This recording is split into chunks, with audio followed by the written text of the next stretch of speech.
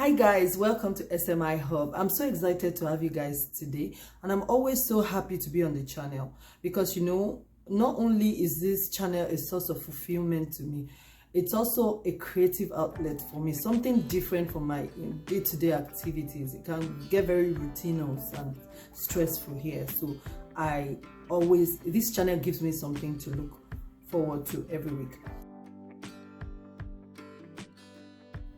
Okay guys, so today we'll talk about how to bring your spouse with you to Canada, and I'm going to cover a number of things. So first, basically this video will focus on how to apply your open work permit application.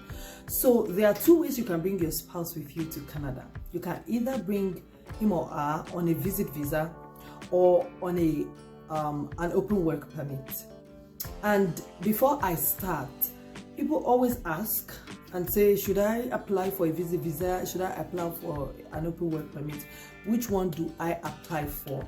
So I will say that if your spouse currently does not have a visit visa and this is your very first application for your spouse with Canada, I would advise you to go for an open work permit.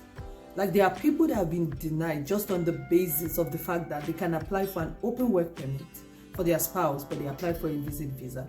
Just think about it. If you are a country now, would you prefer, as a country or as as an authority in your country, would you prefer that people come and just visit, or people come and work? Like, when you work, you bring in revenue, right? So since there is a pathway for spouses of students to work, why should you then apply for a visit visa? And these are the things that will go on in the mind of the visa officer. But I know that people have different circumstances. Some people have spouses that have really good jobs where they are coming from, and it makes it difficult. Like, the spouse is not ready to leave his job yet, mentally, physically, or even financially, and then relocate and start from the scratch with a new job and all of that. In those kind of cases, the logical thing is to apply for a visit visa for the spouse. And that logical thinking overrides every other thing.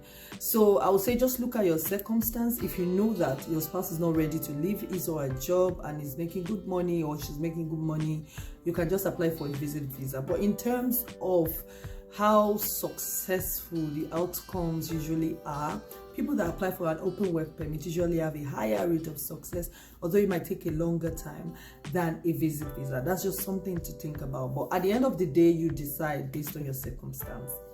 Okay, so I will just move straight into my video. So I will start with the open work permit, as I said, and I'll start with the letters. Now, for applications, there's usually a kind of letter attached to, like, almost every application, whether it's a visit visa. I'm still going to talk about visit visa in another video, but today is for open work permit. So for this open work permit application, you will need to write a letter of introduction. I mean, the spouse now needs to write a letter of introduction. He or she, let's use he for the purpose of this video. So he has to introduce himself, talk about his employment. Okay, before we go into that, let's do it step by step. So we're talking about the letter of introduction now by the spouse. So the first thing you want to talk about is just give a brief introduction. Talk about yourself. Who are you? What do you do currently? Where do you come from? What's your date of birth? Those things are very important in an application. And then after the brief introduction, then you want to talk about your relationship history. And you know that this is an open work permit, and it's actually a spousal thing, so it's heavily dependent on your marriage. It's heavily dependent on your relationship with the student, the applicant, the person that is sponsoring you. So it's a kind of spousal sponsorship. So make sure that everything you say ties into your relationship as the husband or as the wife. So you want to talk about your relationship, and here you want to really establish a strong connection. Many visa officers are wary of people just lying or fabricating or just telling lies and saying they're in a relationship when they're actually not. So you really want to establish that relationship, and I think this is what this application hinges on. So talk about your relationship history, how you guys met. If it's been several years ago, emphasize on that. And if your marriage or your union has produced children, talk about the children, their date of birth. You know, just discuss all those things that really ties into your marriage and shows that you guys are a loving, connected, you are in a loving and a connected marriage. Okay. And after you talk about that, you want to talk about the next important thing for the spouse. Now we're talking about the spouse's letter. So you want to talk about your employment history. Remember, it's a work permit. There are two types of work permit in Canada. There is open and there is closed. I will do a video talking about the closed work permit because that's a different thing entirely. But today I'm talking about open work permit, and because it depends on your marriage and on your work, how your, let me say, your employability. Okay, so with your talking about the section that talks about your work history or your employment history, you want to really establish that you are employable or you are, you know, skilled. So you don't have to be employed. You can also be a business person. Talk about your business here, how skilled you are, how you've built your business from the scratch. If it's registered, very good. Prove that it's registered. Talk about your sales revenue. Talk about your growth, you know. So that's if you're a business person. Now, if you're employed, it doesn't matter what type of employment. You can be a teacher, you can be an artisan, or a tradesperson, or a highly educated person. It doesn't matter. Just establish your employment history. So talk about how long you've been employed, and the fact that you are skilled at what you do, and that you're going to be bringing all of that skill, right, into Canada's economy. So I always like people in their letters to maintain a tone of importance. Just show that you are bringing something worth, like you're bringing a lot of worth from where you are coming to where you're going. Don't talk like you are the mercy of the visa officer, or you are like you're really desperate, or you're stranded here and then you need to get into Canada. Don't give that kind of vibe. There's a way you write in your letter that shows that vibe, that you have a lot to give. And it's true, you have a lot to give. You are skilled, you are working, and you're bringing all of that expertise and skill into the economy. That's what I want you to show in that section, in the employment history. And then the proof of funds, that's the next section in your letter. Now remember, we are still talking about the spouse's letter. So the proof of funds here, you want to talk about how much you have to support your application.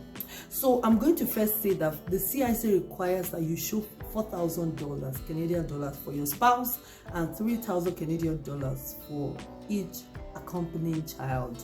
So if you have 2 children, you have to show 4,000 plus 6,000, and that's $10,000. And this must be apart from your you know, now if it's the student that is showing it must be apart from your tuition fee.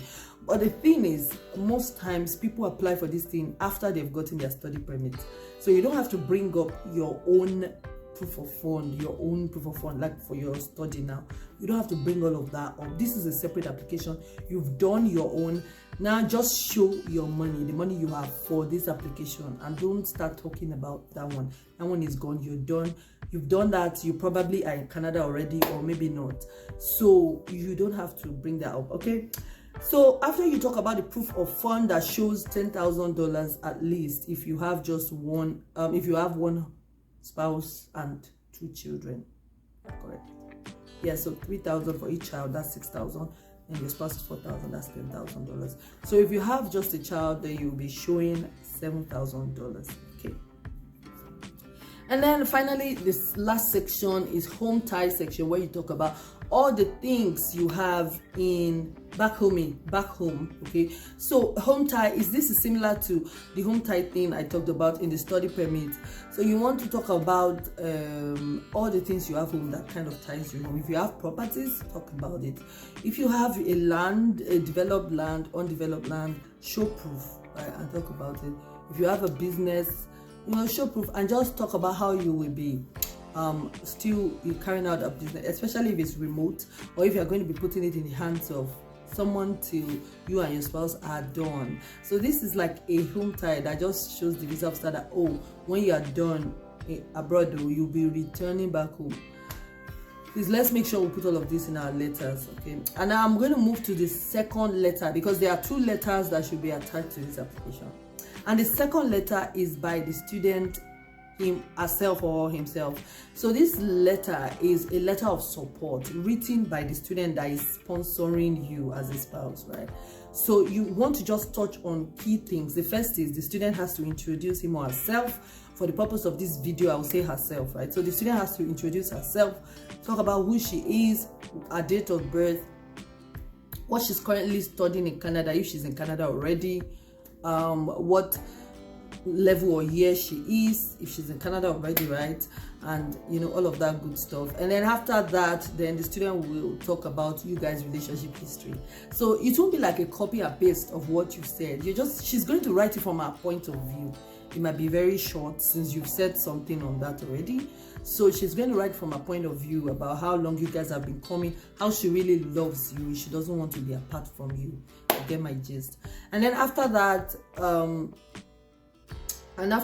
then you guys, the student will now talk about the children. I think that this also still ties into the relationship history. She'll talk about children and how she can bear, you know, being apart from you guys. I'm going to release the next video talking about how to bring your children. If I merged these 2 videos together, there will be so much information in one video, and I don't like doing extremely lengthy videos. I feel like my videos are already getting lengthy. So that, by the way, so after she has talked about that, she will now talk about proof of fund. It's still going to be the same thing that you've said, but she'll write it in a different way. And here she might want to talk about maybe her own portion of the money, like, okay, I'm giving this. That's if she's presenting some money in her own statement. She'll say, oh, I'm giving this amount to support him, I'm releasing this amount to him, so that when it comes, he has money to tide him over till when it starts to work, you know, and there's money to take care of the kids till when it starts to work as well. And then I want you guys to, like, always put that into the letters that you write, that you think it's better for you guys to be together than to be apart, because there's an emotional side of this application. The fact is, it's so difficult for partners, for couples to be apart. So you want to put that into your letter. Talk about how it's going to be so difficult for you to be alone there emotionally, you know, psychologically, to be alone in Canada studying. So you think it's better that you guys come together, and then he will be able to work and support your study, or she will be able to work and support your studies.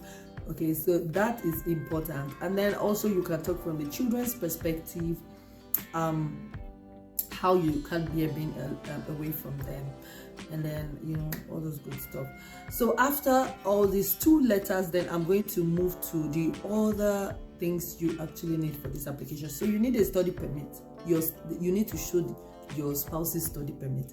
It's funny that many people make this up. Some people make this application and they don't include the most important element of the application, and that's study permit. So you need to include that study permit. Very, very, very, very, very, very, very, very, very, very important. And also, if your spouse is already abroad here in Canada, include her or his enrollment letter. So they can always generate that from the school website or request for it. Include it. And also include your marriage certificate. That is also very important. Like, that's what ties both of you together. Make sure it's authentic. It's, you know, if you have issues with it, because I feel like some people say their own marriage certificate is not valid or something, that they have to like go and get from the court. I don't know, but all I know is your marriage certificate should be valid. It should be issued from either the court or the church or whatever religious organization where that you might have gotten married. So it should be issued from those institutions. It should be an institution that is authorized to bind people together in marriage. Okay, so after all of that, then you will fill the form. Of course, there's an open work permit form that you have to fill it properly and accurately, especially the money side of it. and include that, and then you include your funds. Now here you prove your fund, and it's just the same with how to prove funds for the study permit. I've done a video on that. Proof of funds for study permit is the same. The only thing is the amount you have to prove is different. So be sure, if your spouse has a funding letter, be sure to include that as well. That shows that you're, that's good to include. So include that. Always try to include as much as you can in excess of what you need to show. Include the amount that is required by CIC. Don't scheme on this part, because this is like the most important part of the application, at least when you're applying from outside Canada. And then after that, you have to show proof of home tie, and these are the things. You can even use your pension account. If your spouse that is working, the one that wants to get the work permit, if he or she has a pension account, include it. It's a form of home tie, in my opinion. We did the same. So include your pension account, include your property document. If you have a property document that has been willed to you from your parents, put it in there. Just include all those things, because with Canada's visa application, more is more and less is less. Okay guys, I'm actually very tired today. Well, because I've decided to always film a video every week. I had to do my makeup. I know you might not even see the makeup and do it, but I'm actually tired. I'm just being goofy, but I really am tired. Anyway, I think I've covered everything. There's now a question that I want to answer. So the question is, can I apply for my spouse from outside Canada? Can I also no? Yeah, can I apply for my spouse when I'm still in my home country? And the answer is yes, yes, yes, yes. So the thing is, my advice is, if you have a lot of money, a lot that will conveniently show your tuition and all these things that CIC need in terms of money, you can apply together with your spouse. I know people are always scared of it. They feel like, oh, they will deny all of us. Oh, it's a 2-year program. 2 years is a long time. It depends on how you package the application, especially if you have a sound travel history. So I forgot to put that in. If you have a travel history, talk about it in your letter and then put the proof. So especially if you have a sound travel history, yeah, you can look at yourself, be honest with yourself. Just think about it. Do I have enough? Is this application very sound? Do I have all the money? Do I have the travel history? Am I well traveled? If you are that kind of person, do it together as a family. If you are not, because for instance, in my case, I did mine first because I didn't want to take the chance, because I felt like, it's not like we had loads of money, right? So if you have that kind of thing, do it. But if you don't, and you just have just enough, do yours first. So what I did, and honestly, God, the God factor. I'm a person of faith. Faith is forefront of my belief system. My faith is also like forefront of my support system. So when I'm like, I don't know what else to do, I turn to God. So that's who I am. Okay, so I feel like there was that God factor that just overlaid the whole application process for me and my family, and I'm so grateful to God for that, because I applied sometimes in April and I got it in May or so, just like 6 weeks. I got my study permit, and then I applied. We applied now for my husband and my daughter. At that time, I had just one child, my daughter, and it took 4 weeks. So it could be very fast, it could just do it. And then I did that. We were still in Nigeria, and people were saying, oh, you can't apply from Nigeria. You need to be in the school first so you can attach enrollment letter. Well, I wanted to go with my family. I wanted all of us to go together. And it was a big deal for my husband to leave his job and all of that. So I wanted us to go through that process together, like him leaving his job. It was just a lot, right? So it was my heart desire, and I remember praying a lot about this. And I'll say God just favored me. So because with the timing, that was favor. So by the time their own came out around July. and then we were able to travel in August when we traveled. So you can. I am a living witness that you can. I didn't apply together with my family. I applied first, and then we applied for them. But if you have the money, as I said, and all of that, you can actually apply. So I hope you guys have been able to take one or two things from this video. Thank you so much for tuning into my video. Till the next time.